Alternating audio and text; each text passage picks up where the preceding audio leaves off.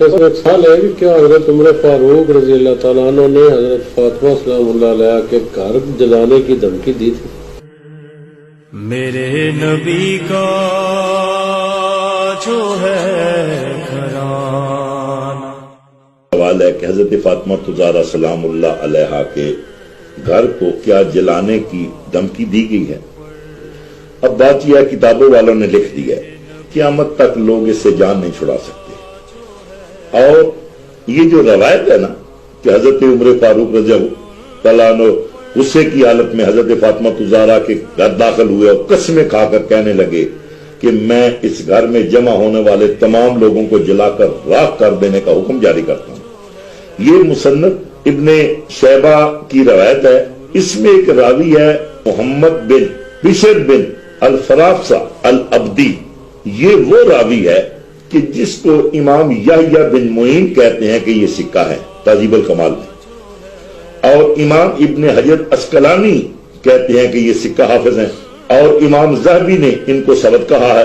اسی طرح امام ابن حشام نے ان کو الثقات میں شمار کیا ہے، اور ابن حبان نے ان کو ثقات میں شمار کیا ہے، یہ سکہ ہیں۔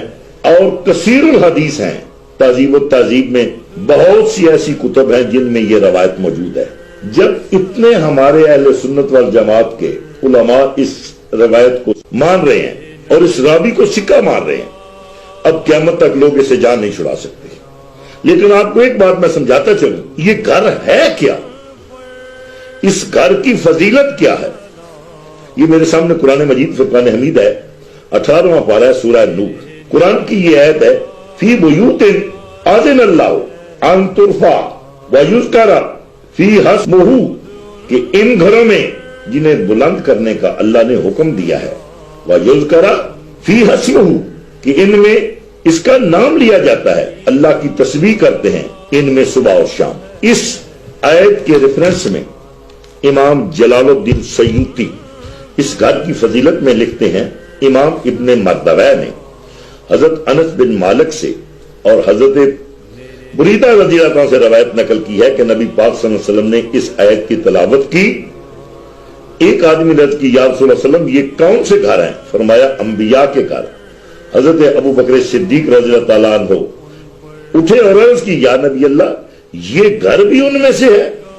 مولا علی علیہ السلام اور حضرت فاطمہ کے گھر کی طرف اشارہ کر کے کہا تو میرے کریم نبی علیہ السلام نے فرمایا، ہاں یہ ان سے بھی افضل ترین گھر ہے، یہ گھر ان گھروں سے بھی افضل ترین گھر ہے۔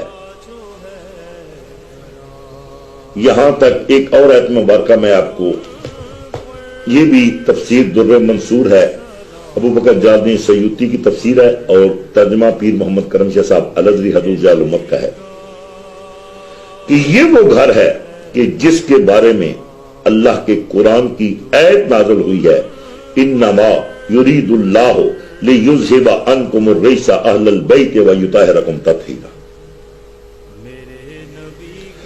اس گھر کی اتنی فضیلت کے باوجود اس کو دھمکی دی گئی ہے۔ اب لوگ یہ خیال کریں گے کہ یہ دھمکی دی، خدا کی عزت کی قسم حضرت ابو بکر صدیق نے مرتے وقت یہ افسوس کیا ہے، کاش یہ کام ہم سے نہ ہوتا۔